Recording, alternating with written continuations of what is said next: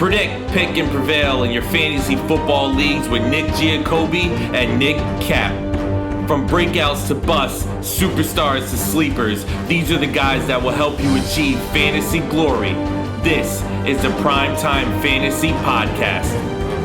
Welcome everybody to Season 3, Episode 11 of the PrimeTime Fantasy Podcast, where we give you our predictions, our picks, with the hopes that we help you prevail throughout Week 10 and the rest of the 2023 fantasy football season. I'm your host, Nick Giacobbe. Joining me is Nick Cap. Nick, we're through 9 weeks now. That is more than halfway through the fantasy football season. I think you kind of know where your teams lie. And yeah, now we're almost towards the initial playoff push. Yeah, I mean, it's halfway through. It's approaching the actual playoffs and our fantasy playoffs. And now it's usually winner go home time. I mean, there's a lot of 500 teams, a lot of people that probably feel like they're out of the playoffs. There's probably some 4 and 5s, 3 and 6s. Well, you can still recover, but you got to be here. And I'm sorry because we didn't give you advice the last few weeks. It's been a hectic few weeks for the both of us, but we're back. We're better than ever, and we're going to help you salvage your team.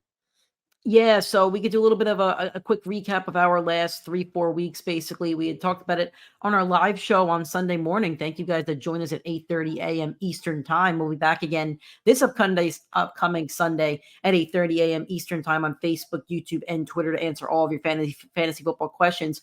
Right before the Germany game, the Patriots and the Colts. Yeah. Yuck. I almost think we could do the live during it because it might get more viewers. Might.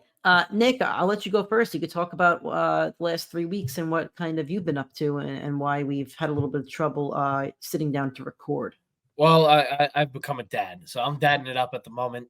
My young boy bringing us very good luck, 3-0 as a Jets fan. He won the Baby Bowl, the Jets versus the Broncos. My brother being a diehard Broncos fan, me being obviously a diehard Jets fan, and the Jets have been undefeated since his arrival, and he won the Baby Bowl, the as Nick dubbed it, the game to determine his lifelong fandom. The Jets did not let him down, and they have not let him down. But while you're watching this, they might have let us down because we are recording at the start of the game. Right now, we're down 7-0 from a punt return touchdown, and the Jets, if you've been watching them all year long, which you should have been, the offense struggles. So good luck catching back up. Yeah, it's about 8:30 p.m. Eastern Time, right during Monday Night Football.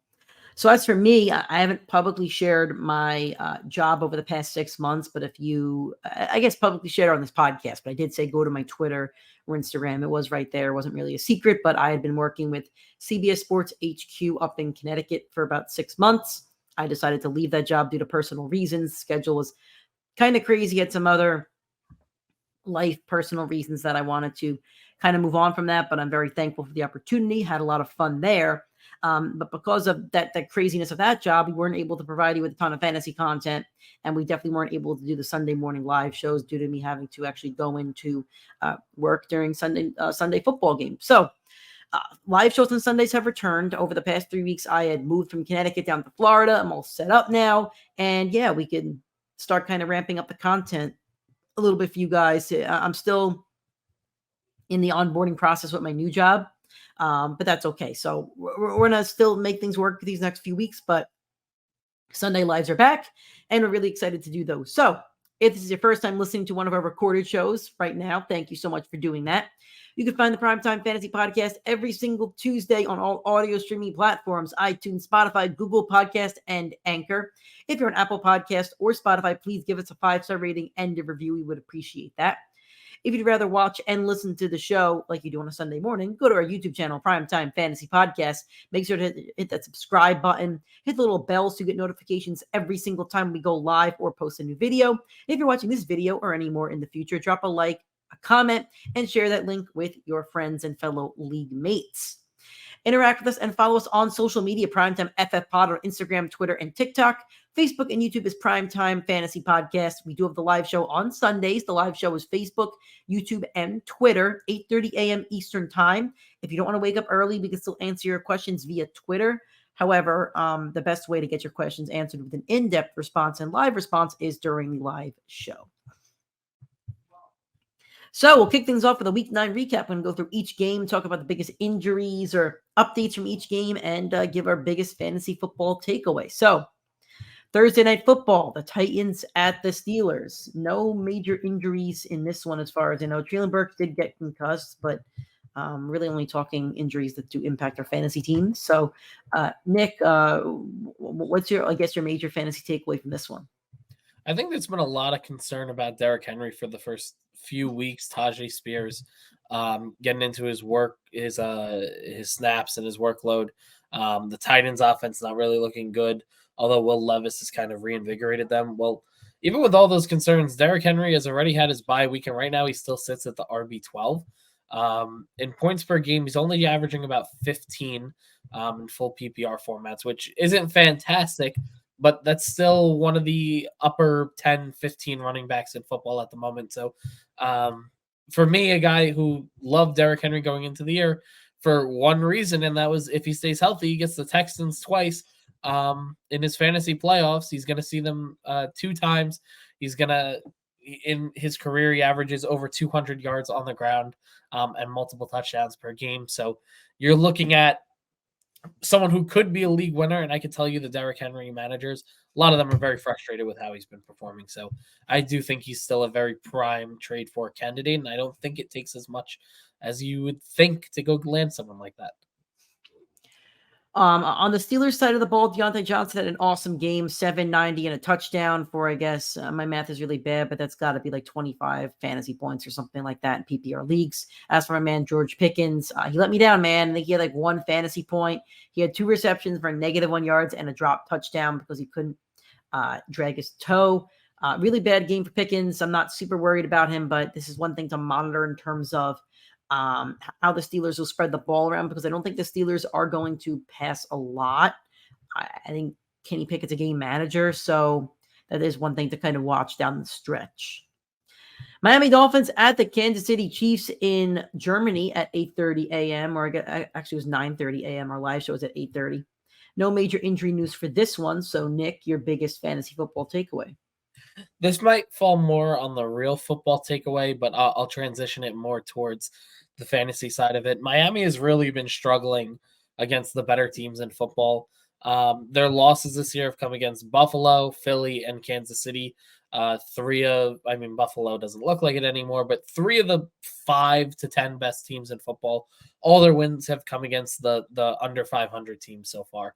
And on the back half of their schedule, the next few weeks should be good. You got Vegas in there, Washington, Tennessee, but they're going to see the Jets twice this season. They have not seen them yet, and the Jets have the last year shut down that Miami Dolphins passing attack. And the Jets defense has looked really, really good this year. Don't know how they're going to fare against the Chargers right now, but I mean, they shut down the Eagles. They almost kind of sort of shut down the Chiefs. Since week 3, they've ranked as the number 1 defense in football by multiple metrics. They've been shutting down teams left and right. Last year, even though it was Skylar Thompson, they did manage to lock down Tyreek Hill and Jalen Waddle. DJ Reed and Sauce have been 2 of the top 5 cornerbacks in football for the last 2 years, according to PFF. So you're looking at 2 very tough matchups there. And then even though they don't see the Jets in the playoffs, you're going to get Dallas, Baltimore, and Buffalo, 3 very stout defenses. By no means am I saying trade away your Dolphins, but I think if you have Tua, I would start looking for a backup quarterback, somebody that you might feel comfortable transitioning to for those playoffs games. I do think Kyler Murray is somebody to keep your eye out on. It does look like he's coming back next week. You want to take a guess as to who I traded for last week, quarterback? Kyler Murray? Nope. Who would you trade for? Give you one more guess. It's a quarterback that you will not be able to trade for now. That you will not be able to trade for now? I don't think DJ Stroud. Stroud. I traded in a league. I'll read off my bench. Now this team is going to be, after tonight, most likely, as long as I hold on, will be 5-4. I'll be 2nd or 3rd in points. My bench, Deshaun Watson, Amon-Ra St. Brown, who was on bye, Kyron Williams on IR, Justin Fields basically on IR, Devon Achane basically on IR, and Ezekiel Elliott. Okay. At one point, this bench was Injured Kyron Williams, injured Justin Fields, injured Devon Achane, injured DK Metcalf, and injured Roshan Johnson. Jeez. So I did trade for CJ Stroud. I traded Jahan Dotson for CJ Stroud last week because my receivers are Amon-Ra, DK, Zay Flowers, and George Pickens. Okay. That is a very solid team. Yep. So I'm excited to have Stroud and Fields to play with for the playoffs. So my big fantasy takeaways and this is because we haven't talked to you guys in a couple weeks. It's kind of takeaways over the last month per se. But Isaiah Pacheco is clearly the running back one on Kansas City, and there's just nobody that's even threatening that. McKinnon's not threatening that. Clyde Edwards-Helaire, I think, is banged up, and he's not threatening that. There's nobody that's threatening that. So Kansas City has a running back one. They are going to be in the red zone a lot. They do like to get kind of stupid in the red zone with their shuffles and motions and other nonsense. But Pacheco's probably going to be good for 50 yards and a red zone look or two every single week. So I think he's running back 10 or something on the season. So he was definitely a candidate for a steal or a late round steal of the draft. Moving on, the Vikings at the Falcons. What a quarterback matchup this was. Yeah, I mean, no major injuries from this one. Well, kind of. I mean, Cam Akers did tear his Achilles, I think. I don't think it was ACL. I think it was Achilles. And then Jaron Hall, who was the starting quarterback, was concussed, and Josh Dobbs came in. I think Josh Dobbs will start for the rest of the season. And as for Justin Jefferson, I think he can return as of next week as he is eligible. So I do want to note that as well. But Nick, your biggest fantasy football takeaway from this one? Man, one hell of a freaking game that was. I just want to note this as well.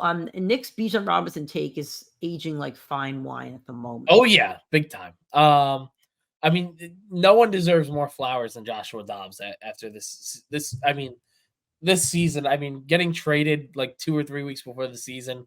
The Cardinals, they were not winning games, but everybody knew they were covering the spread. They were competing in games where it felt like they should not have been competing.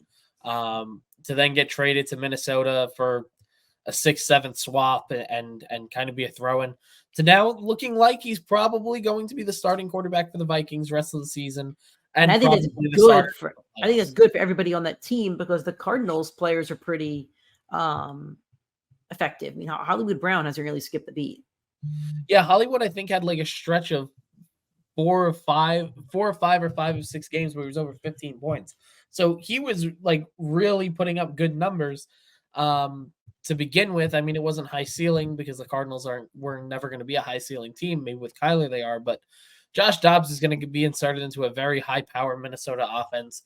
And I was a little concerned that Justin Jefferson might not return this year. They just say, screw it, we're not making the playoffs, especially if they lost this week to Atlanta, where they wouldn't have the tiebreaker on them for the wild card spot. But now they're 5-4. They are not secure their spot, but they have a very weak division and a very easy schedule. They have an easy schedule. I mean, they have New Orleans next week, who's going to be a toughie, but then Denver, they stink. Chicago, they stink. Vegas, they stink. Cincinnati's going to whop them. Detroit might whop them twice. Green Bay, they stink. Yeah, so easier schedule. I don't have any other big takeaway. I mean, the Falcons literally are the Falcons every single week. Kyle Pitts was Kyle Pitts, 4 for 56. The leading receivers were Jonnu Smith and Kadarrell Hodge. Bijan Robinson I will tell you another take of mine that is aging like fine wine. It's that Jonnu Smith is the real tight end one of this Atlanta Falcons. Yeah, they might be. Yeah, this game was a game. I'll leave it at that. The Arizona Cardinals at the Cleveland. Oh, another thing with Cam Akers out now, I don't see any threat for Madison. So it's like, come on. Well, think about like the whole thing was that they needed to pick up one of those free agent running backs, and they went for Akers. But now Fournette's gone. He was one of them that was waiting. Kareem Hunt's gone. He's filled the role. Zach Moss is gone. So all these guys that we thought there's a 49ers running back that's out there somewhere, like a former 49ers running back that started like 2 games. Yeah, I'm sure there is. All right. Cardinals at the Browns. Yeah, this is another game. 27-0 Brownies. Clayton Tune started for the Cardinals. Keontae Ingram had a bad game, and we were kind of all over him on the Sunday morning show, so sorry for that. Yeah, this is I chalked this one up as a game that we don't really need to talk about for the most part because, like, Kyler will be back next week. I should note that as well, that Gannon did say that he'll be ready to go next week. He also said that James Conner was ready to go and excited to get back. So I think he could come off the IR as well. So we'll see a different Cardinals team next week. So what's your biggest fancy takeaway, I guess, from the Browns? Because there's just nothing to say about the Cardinals. This is not the Cardinals team we've seen. You can't take no reason that there's no reason to say anything about the Cardinals. Yeah, I mean, my big takeaway would really be that the Browns defense has been like so up and down this year. But they have technically been one of the better defenses on all football. So I'm taking a look at their schedule over the next few weeks. And I'm trying to see, is there a reason to stash them, go get them? And there's really not a good matchup that I like for them defensively. You're going to get division matchups for the next 2 weeks in Baltimore and Pittsburgh. You have at Denver, we're going to have to reassess where they are because their offense has started to heat up. Russell Wilson's got 16 touchdowns. I don't care. Denver sucks. Their defense they do, but I mean, I don't know if I'd trust playing it. Then you have Los Angeles between Puka, Cup, and Stafford. Myles Garrett's going to eat Russell Wilson alive. Jacksonville for breakfast. Jacksonville in 5 weeks. You're not going to play them there. Then you get Chicago, which is probably... I don't know. I might play them against Jacksonville. Trevor doesn't look good. ETN's look good. He has not looked great. And then for your playoffs, you're going to get Chicago, Houston, and New York Jets. Then you want to stash them. That's right there. The Aaron Rodgers-led Jets for your fantasy playoff championship. If you want to believe that for now. I don't know if you saw him swinging it before the game. I did. He could throw a football. Great. His arm wasn't hurt. His arm is fine. He's always been able to throw the football.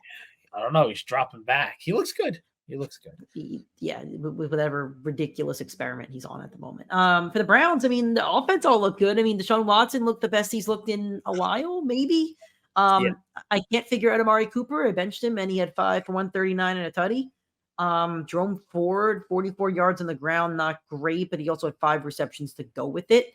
Kareem Hunt got the vulture touchdown, but yeah, that's your Browns talk. Yep. Moving on, this slate of games was horrible. I think this might have been the worst. This entire Sunday was just a really bad slate of games, and I have a take. I think the NFL is bad this year. The injuries aren't helping, but I think the NFL is like 5 really good teams, and the rest are bad. And I will stick by that statement. So I was listening to, I forget which show it was, but 10 rookie quarterbacks have started at some point this season. 6 or 7 of them were due to injuries to starting quarterbacks. So it's like Clayton Tune and guys like that. Yeah. I would say, like, before the year, I really did think the QB talent level in the NFL was going to be way better than like ever before. I felt like a guy like Sam Howell, and I would say Sam Howell has looked like a pretty good quarterback this year, would have probably been considered a lower average NFL quarterback. He's probably playing like the 12th to 16th best quarterback in the NFL, which should not be happening just because of how bad the QB play has been this year. And I don't know if that's a credit to defenses playing well or offenses struggling and injuries, but whatever. All I got to say about this game is that, like, I'm not taking anything away from the Rams side of the ball. Matthew Stafford's going to come back. All those receivers are going to bounce right back. Who cares? And for the Green Bay Packers, I don't really trust any of them still. I don't have any reason to trust those. I trust Aaron Jones. I'll play Aaron Jones. It's the only one that I really trust playing. Even then, I mean, he had his first good game in a very long time. But he's been banged up though. If you trust playing him, then he is a prime candidate to trade for right now. Because I'm an Aaron Jones manager. I've been actively shopping him in leagues just to get him off my team. But the position is so thin that I feel like it's like you could trust him enough to slot him in there as your running back too. I guess. I have nothing else to say. I mean, Cooper Kupp's awesome, but Brett Rypien is not. So, all right, Commanders at the Patriots. No major injuries in this one. Your biggest fantasy takeaway? One thing I want to note here, I think Ramondre Stevenson's a guy you should trade now because his stat line and his score from last week looks really nice, but he had a long of 64 and he only ended up at 87 rushing yards. I think he's a prime. If you could just dump him off to somebody who needs a running back, I would dump off Ramondre Stevenson right now. Okay, that's an interesting one. I have the other side of the ball where I would trade Ramondre Stevenson for Brian Robinson right now. Keep it in this game. I'd rather Brian Robinson rest the season. I don't know about that. I'd rather Brian Robinson rest the season. So I want to pull up the Patriots schedule because they're going to have the most, because just from knowing the Jets schedule, they're going to have the easiest and the hardest games for the rest of the season. So Indianapolis next week in London or in Germany. Yep. Bye week, Giants, Chargers, too easy. So you get 3 fairly on the easier side of the ball defenses for. But they don't score. They just faced the Commanders defense that just traded away their 2 top players, and they only scored 17 points. They don't score points. I mean, he's put up a phenomenal week from Andre. But you didn't have a phenomenal week. You had one phenomenal run. He finished with a good week. Brian Robinson is the running back 13 on the year. Ramondre Stevenson is the running back 24. I don't know. I don't trust Brian. I mean, I guess for why do you trust Ramondre Gambia. Stevenson? Because I've seen him last year put up an average of 15 points per game, where his floor felt like 12 for most of the season. Outside of the first 2 games where Damian Harris was rivaling him for snaps, and I think the fantasy championship. The entire way in between, he was so consistent, and Zeke's usage has just been going down week after week. So it looks like it's going to be or transform fully to Ramondre's backfield. After those 2 easy games, though, the Commanders. Sorry to cut you off. I will say the Commanders do have a tough schedule, but yeah, they do have a tough schedule. They have a really tough schedule. The tough part that's going to happen for New England is you're going to get Pittsburgh and Kansas City the week going into your playoffs, and then the first week of your playoffs. If you can get through that, you'll get Denver the following week, and you will get Buffalo in the championship, who has been a good defense but has not been great against running backs this year. I should also note Ramondre Stevenson had 4 receptions for 42 yards. I still say trade him if you can. Okay. All right. Bears at the Saints. I took the Saints in Survivor. Glad they won, but definitely should not have been this close. Justin Fields' thumb was inactive. I think he's going to play next week, but who knows at this point. And that's your only major injury. I think I also saw that Khalil Herbert is able to come off the IR this week, as well. Yep. So your big fantasy takeaway from this one? Man, like I don't know what to tell anybody except just trust Taysom Hill at this point. He's had, I think, 4 or 5 straight weeks over 12 fantasy points, 2 of those being over 20. No tight end is that consistent outside of Travis Kelce and Mark Andrews. I don't care. Like ESPN's projection this week told me, or Sleeper's projection told me he was going to score 2.7. Left him in my lineup, and he put up a 20 bomb because he's getting 10 touches per game over the last few stretch. He's getting passing attempts. He's getting a ton of goal line work. He's catching balls. Like he's literally like fullback Christian McCaffrey or Kyle Juszczyk, where like he's not that. I mean, Christian McCaffrey obviously is, but he's just such a good utility player. But he's proving to be one of the best on that offense. And even at 33 years old, I couldn't believe he was 33 when I heard that on the broadcast. Like, he's still finding a way to be efficient for this team. And the coaching staff has no problem using him in those high-value situations. He's getting a ton of goal line work, which you're not seeing from any other tight end in the league at this moment. So I think you literally just have to trust him in your lineup. Like, as scary as it might sound, and you might not like seeing the projection and seeing, you benched a guy with a 10-point projection on your bench. I don't care. I put Njoku on the bench. He had a very good week against the mediocre defense, and I had no problem trusting Taysom Hill because he's just done it for enough weeks now. Like, I think if you punted on the position and Taysom Hill is still on a lot of waiver wires, just go grab him and play him because you're really putting at tight end a quarterback / running back / wide receiver. Like, you don't get that value anywhere else. I'm labeling this the most unfriendly fantasy game for fantasy fans this past Sunday. So Dante Foreman, leading rusher for the Bears at 83 yards and no receptions. So it's like 8 fantasy points. Roschon Johnson is kind of dead in the water, I feel like. I think he's droppable. I think he should be dropped. Cole Kmet had 2 touchdowns, 6 receptions, 55 yards. So I think I was telling everybody to play him on our Sunday show. But then there's DJ Moore with 3 receptions, 44 yards. Blah. Then on the Saints side, Michael Thomas literally had a goose egg. Alvin Kamara under 12 fantasy points. Olave saved his day with a touchdown. This was by far the unfriendliest game for fantasy points. So we're gonna move on. The Seahawks versus the Ravens. This game was miserable to watch. Geno was bad, really bad. The first pick or his only pick, I should say, the pick and the fumble were really bad and just crushed any hope in this game. Your big fantasy takeaway from this one?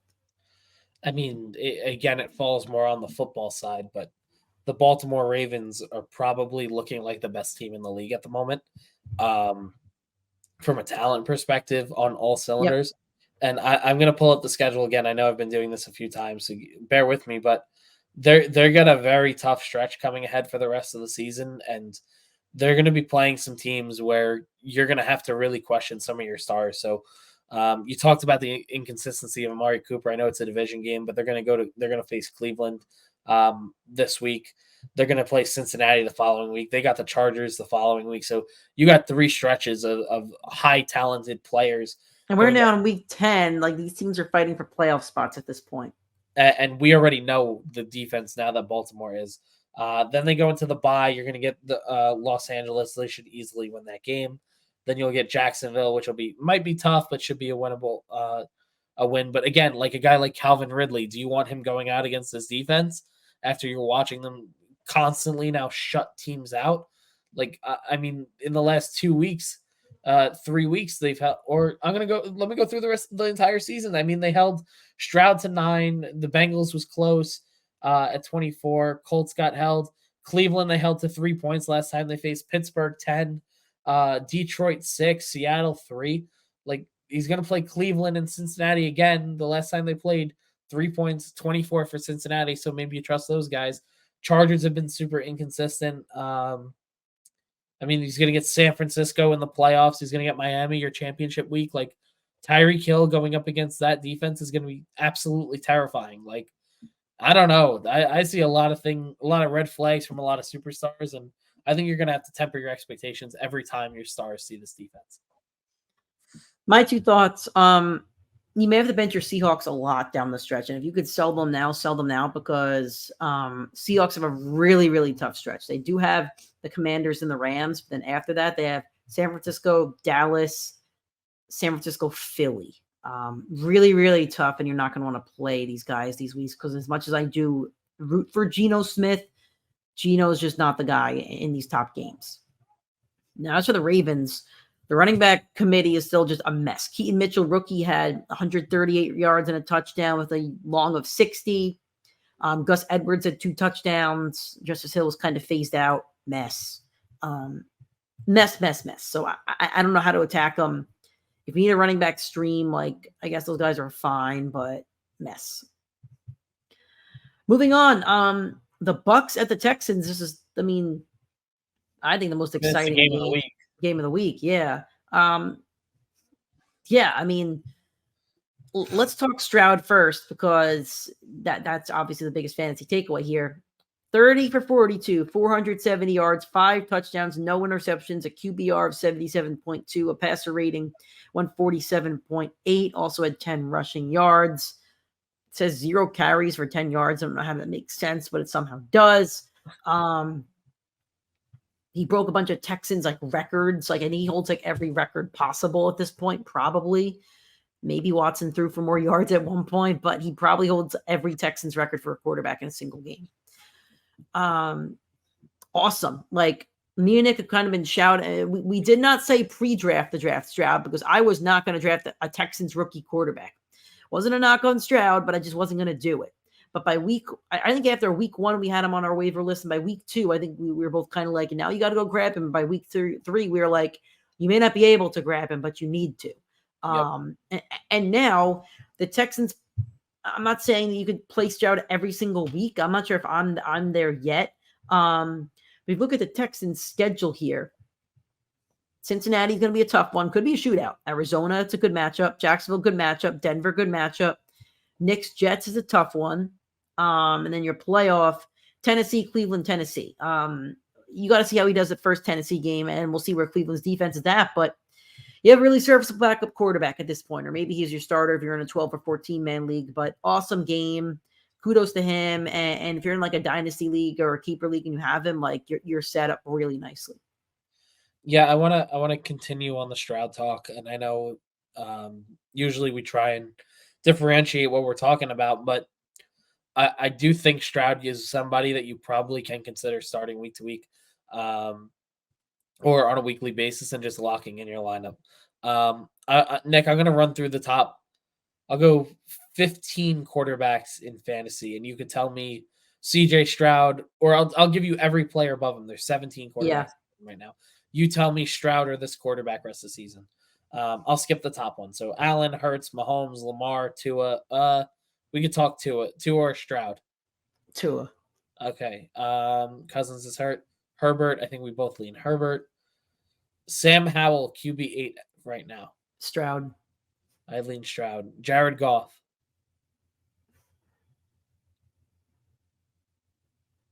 Goff. Brock Purdy. Stroud. Russell Wilson. Stroud. Josh Dobbs. Stroud. Jordan Love. Stroud. T-Law. Stroud. Matt Stafford. Stroud. Dak Prescott. Stroud. Stroud.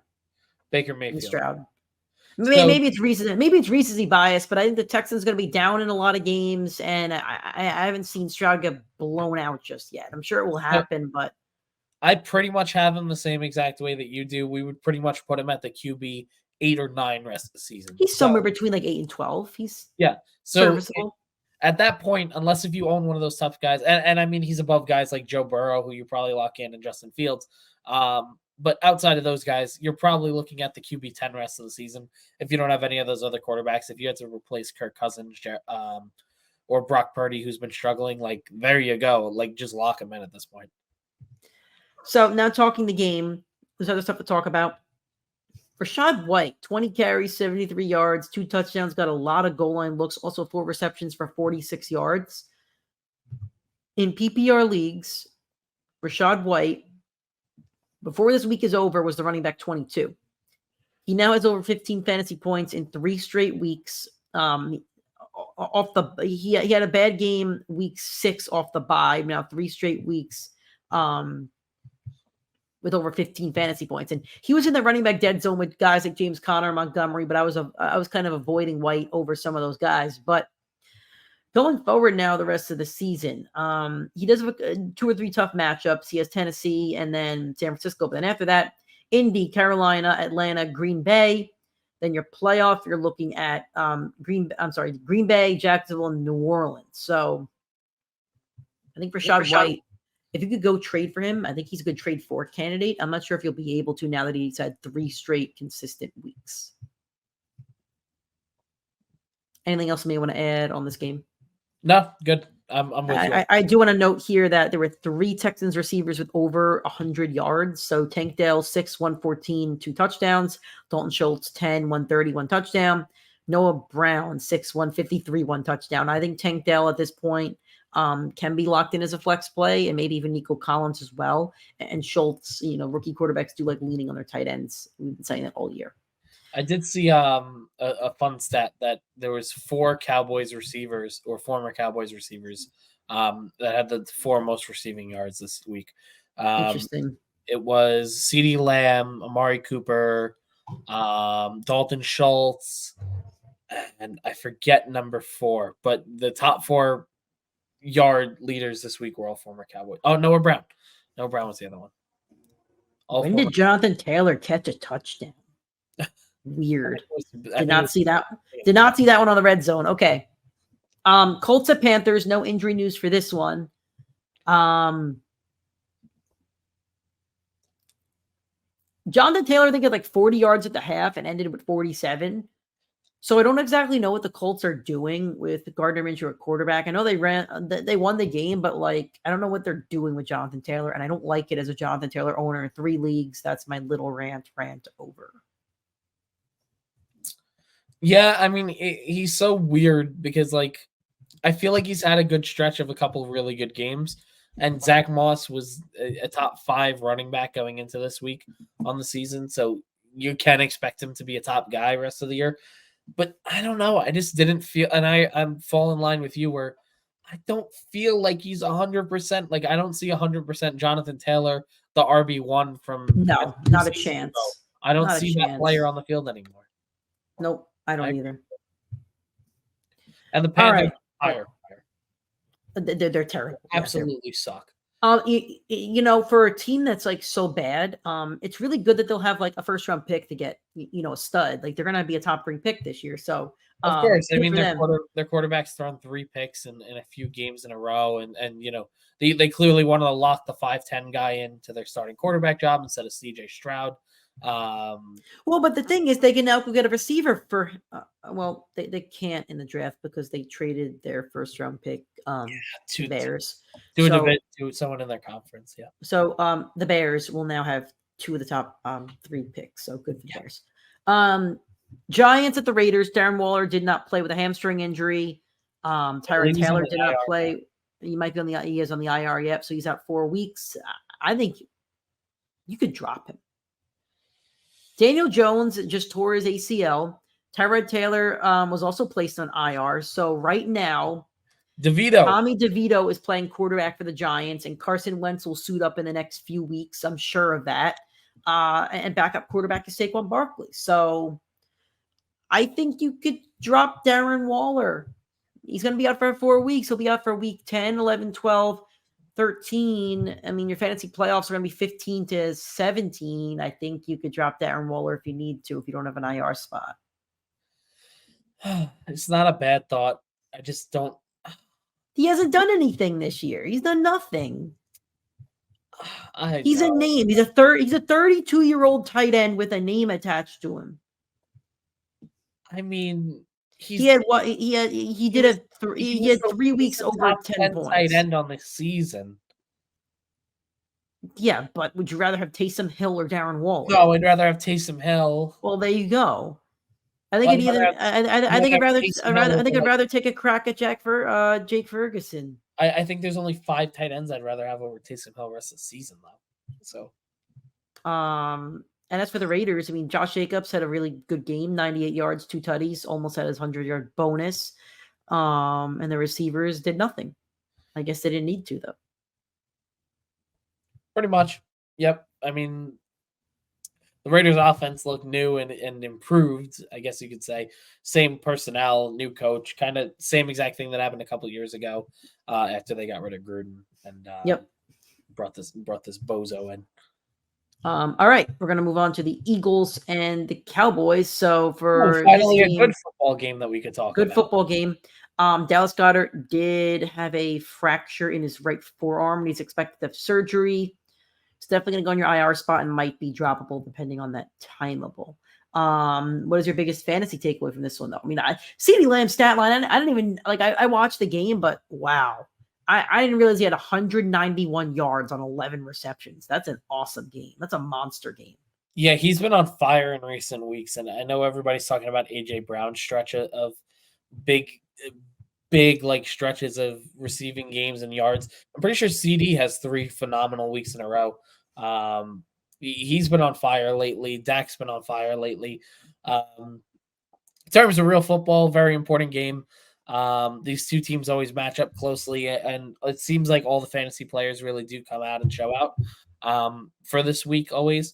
So like, I don't want to say for Tony Pollard, who couldn't get in the damn end zone. Yeah, I mean, Tony Pollard's not having a great year. He's not having as great of a year as we all hoped, unfortunately. But I mean, everybody else has still been able to perform in this game. I'm going to say take nothing away from it because we know who these players are and they all show out for this game. The Eagles secondary has been absolutely horrendous this year, and they are a prime candidate to target when you have your flex debatable wide receivers. So for the rest of the season, you're looking at matchups they're going to go into the bye, then they'll play Kansas City in primetime. Rashee Rice, a guy that I've really liked, goes up against them. Then they have a really tough stretch of games the rest of the year. Jesus. Then they go Buffalo, where you have Gabe Davis flexible. San Fran, where you're looking at Brandon Ayuk. Dallas again, who you're going to look at pretty much the same exact guys you saw this week. They'll go Seattle. I mean, that's a really tough five game stretch. The schedulers did not do them any favors. Where Nick, he talked about his receiving weapons, who have been questionable at best to get that. And then for the fantasy playoffs, where you think, all right, we're going to play the superstars. They get the New York Giants twice, and you have 0 pass catchers that you could throw out against them. So let's get a hot take here. Jake Ferguson, league winner. Okay. Back-to-back weeks, 14 plus fantasy points coming off of the bye. This week, 7 receptions, 91 yards, and a touchdown. Second on the team in targets with 10. Second on the team with receptions. This is why we both love Dalton Schultz, and he's filling that role very nicely. There is not another receiver that's going to garner as many targets. At least I don't think so. I don't think Gallup's that guy. Don't think Brandon Cooks is that guy. I think he's washed. So if Ferguson is still on waivers, go get him now. I think it's too late for that, but I'm gonna say that's my hot take that Jake Ferguson is going to be a league winner for people who needed a tight end. Okay, I don't hate it. So Bills at the Bengals, a pretty good Sunday night football game. DeMar Hamlin wasn't active. Just figure note that I don't one. think he's played all year. I think he's been active for one game. I don't think he has either. Your big fantasy takeaway from this one. I have good ones in here. There's a couple good ones in here. I'm going to take the Bills side of the ball because I drafted Josh Allen and Stephon Diggs in leagues, and both of them have clicked on all cylinders. But it takes them until like the last 10 minutes of the game for their offense to really get rolling. Well, I'm sorry to cut you off, but the Bills are actually frauds. They're frauds. I mean, people crap on the Dolphins for like not showing up in big games, but not for nothing. The Bills haven't really shown up in the big games I've seen them playing. No, they have not. And unfortunately for Buffalo, that division is very tough, and it's going to be a tough rest of the season for them. But for fantasy, their players have shown out for most of the year. Allen and Diggs have been two of the best players at their positions as they were drafted to be. I think Josh Allen's still the QB1. Stephon Diggs, I believe, is the wide receiver 2 or 3 on the season right now. So both have been phenomenal. But if they could just put together, and you saw it in spurts this year against bad teams, the 60 good minute game against some of these tougher level teams, I mean, they would easily lock in to be the QB1 and wide receiver 1 for the entire season. Yeah, some other little notes on the Bills side. They still don't like James Cook. I don't know why. And rookie tight end Dalton Kincaid, 10 receptions, 81 yards, proving why they drafted him high. I'll talk Bengals side, man, because Joe Burrow is healthy. I've been saying it for a couple of weeks. Everybody said after week 4, the Bengals, they're too talented to count out. I've been saying it forever. Burrow had 348 yards, only 2 passing touchdowns, so not a bad game, pretty good game, I think. People thought they were dead in the water, and now they're just beating San Francisco and Buffalo in back-to-back weeks. So they have a very tough schedule down the stretch, but I think they'll be okay. T. Higgins finally had his breakout game of the season, 8 receptions, 110 yards, no tutty, but that's okay. So the Bengals look like the Bengals. Bengals look like the Bengals. So, and Joe Mixon is finally starting to click. He had a very rough start to the season. He's put together a couple really good games now, and I do think, as a Mixon owner, I feel a lot more confident. I was very confident in his pass catching upside. Last year, he was pacing to have 80 catches as a running back before his injury. So I do think rest of the season, I don't know if you can target him anymore as this team starts to click even more, but yeah, he is going to be phenomenal the rest of the way. They are giving very few looks to the other running backs. They're giving a lot of goal line work to Mixon. Like, it has looked very, very good from a fantasy perspective for his way.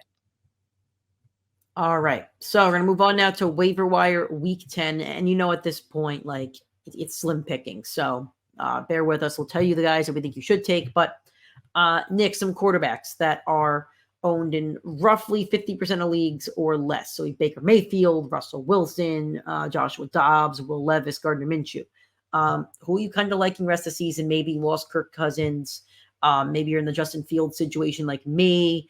Let's say you really need a backup quarterback or guy you can kind of stream in and out. Who do you kind of like? I'm really liking the Broncos quarterback, Russell Wilson, rest of the season. Oh, man. Um, Nick's going to ride. I hate to say it because I was a diehard Russell Wilson fan until he became a Bronco, and then I've kind of hopped on the hate bandwagon towards him unfairly. But he's got 16 passing touchdowns halfway through the season. He just cooked Kansas City. The offense is starting to look a lot better. They have a very tough matchup this week against Buffalo. I don't trust him out there, but he's going to get Minnesota, tough matchup, Cleveland, Houston, love it, Chargers, love it, Detroit, like it, New England, like it, and then championship week against the Chargers, like it. So you have a lot of very high upside games for Russell Wilson rest of the way. I did have a bet against him having under 30 touchdowns this year. It does look like he's on pace to break it, so we will see. But he has been putting together a string of very good games. The pass catchers have been getting better during the rest of the way. So for me, out of all the quarterbacks, he really is I hate to say it, but he's the one I like from the list that we talked about, that I think if you need your quarterback rest of the way, he's the one I like, not for 1 week, but over the stretch of the rest of the year. He does have a better playoff and season schedule. If you want the better player on the better team, Baker Mayfield. His schedule is some tough ones, some ones you're not going to want to play him in, and some other ones where I think he'll have 300 yards and a couple tutties. So I think Baker is also very serviceable. As for the running backs, I'll be honest, like thin. Zach Charbonnet, Antonio Gibson, Tajay Spears, Justice Hill, Keaton Mitchell. I think I would take a shot on Keaton Mitchell only because he is a rookie and he had, a really, really solid game. I would take a shot on him. And if you do want to stash a running back in case of injuries, Elijah Mitchell is a prime one. But aside from that, Nick, like there's no running back to pick up at this point. No, I think, it is, like Nick said, it's slim pickings. You're really taking a shot in the barrel on somebody getting hurt, and that's your starter rest of the season. I don't think there's a single running back. I'm looking here in the top 16 according to Fantasy Pros projection for the rest of the year that you could confidently pick up and think you could start. Maybe Roshan Johnson if Khalil Herbert does not play this week for 1 week. But they just played Dante Foreman over him. So yeah, so look, it really is going to be a very slim pickings. I agree with Nick. I like Elijah Mitchell just because McCaffrey has such a big injury history, and the 49ers just seem to always get dinged up down the stretch. So him, Keaton Mitchell, he had the two explosive plays that kind of made his week. And I don't like Leonard Fournette, but they clearly they brought him in for a reason. So if you were willing to spend that, if you think that's your playmaker to get, because you didn't want anyone else at the trade deadline, maybe stash him. So for wide receivers, I see two guys here, and that's really it. Tank Dell still only owned in 51% of leagues. He's probably owned in most leagues where you're playing with smart people. And Demario Douglas, who's kind of taking over as the number one receiver for the Patriots. So for me, Nick, those are the only two that I would prioritize. And if Tank Dell's on your waiver wire, he's your number one waiver pick for sure. Yeah, definitely. There's two other guys that I'm willing to target this week just because the rest of the positions are so thin. I do like Quentin Johnston. I think he's going to have a very rough week against the Jets. I don't know where we're at right now. I'm not paying attention to the game. He's done nothing. I checked just for the sake of it. But I did say on the Sunday Live that he is going up against DJ Reed and Sauce, so it's going to be a terrible matchup. He'll always be on the outside against them. So this would be the rough week, and then he has a chance to bounce back. I talked about the Broncos schedule earlier. He's going to have the Broncos in championship week. So if he does start to look better, you're going to have him in the championship. And Josh Palmer did just hit the IR. And the other guy I like is Jameson Williams. He has not gotten a ton of work between his suspension and his rookie injury, but last week he did get a big chunk of the snap share. The Lions are going to be one of the most explosive, high-scoring teams in football. They have been all year. So if you have a guy playing that many snaps, you're really looking at someone that's going to fill your Gabe Davis type of outlook. He's going to be explosive. He's going to have high-ceiling games, low-floor games as a wide receiver too, and an explosive offense. So for me, I think he's a very good stash play. If the tight end or Amon-Ra missed some time, and Amon-Ra's been dinged up with a hammy injury for most of the beginning of the season, he could very easily slot into the wide receiver one role on that team, and that's a must start every week. So for tight ends, my guy Jake Ferguson is owned in 59% of leagues. He's probably owned in your league, but just in case he's not, I'll probably make him my number one waiver claim. Some other guys here: Jonnu Smith, Hunter Henry, Gerald Everett, and Luke Musgrave. Nobody that I'm dying to go get besides Jake Ferguson. No one I'm dying to get either. I mean, I obviously said Taysom Hill. I don't know what percent of leagues he is owned in. Nick, you mind pulling that up real quick? Yeah, I'm going to pull that up on ESPN. And Jonnu Smith is the other one I kind of like. I said after week 2 that I do think he's going to outscore Kyle Pitts the rest of the season. And Taysom Hill's 39.7% of ESPN leagues, and he's the 9th ranked tight end. So I would absolutely go for him first. Then I would go for Jonnu Smith number 2. And that's our streaming defenses for next week. The Seattle Seahawks are hosting the Commanders and need a much-needed win. I think they're hosting. I'm kind of assuming that. And the Raiders are facing Knicks Jets on Sunday Night Football. So those are the 2 streamers that I'm seeing people prioritize. I also picked up the Colts last week, who will be playing the Patriots in Germany. That's a good one. The other one that I could see having a very, very good outlook is Tampa Bay's defense. I know they did not look very good against the Texans, but they are going up against the Titans right now. The Titans' offense has looked good with Will Levis for the first 2 weeks, but I do think after 2 to 3 weeks of seeing a quarterback, and once you finally get some tape on them, they start to get figured out a little bit. So I do think Tennessee is going to slow down a bit. They have not been as great on the outside. I know Will Levis had the big debut with DeAndre Hopkins. I do think that'll calm down a little bit. And you're probably looking at a game that's going to be very low scoring. I'm going to guess that this game is one of the lowest over-unders on the week, which will probably have a very slow pace of play. Nick talked about Rachaad White's usage. He had 20 touches and he had a few pass attempts. And Derrick Henry is going to be getting close to 20 touches in this game. So you're going to look at a very low-scoring game. It's probably the safe bet of the week. I agree with Nick if you could get your New York Jets, but I don't think they should be on your waivers anymore. Go target them. Yep.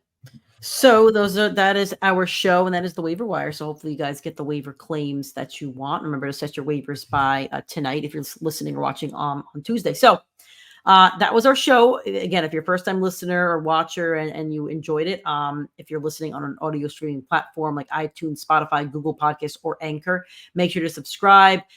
Make sure to leave a 5-star review if you're on iTunes or Spotify. We appreciate that. If you're watching on YouTube, smash that like button on this video. Write a comment telling us you enjoyed it or disagreed with our takes or anything like that. And share the link with your friends. Make sure to subscribe to the channel. Hit the little bell icon so you know when we go live or post any new videos. Keep connecting and interacting with us on social media: PrimeTimeFFPod, Twitter, TikTok, Instagram, Facebook, and YouTube. PrimeTime Fantasy Podcast.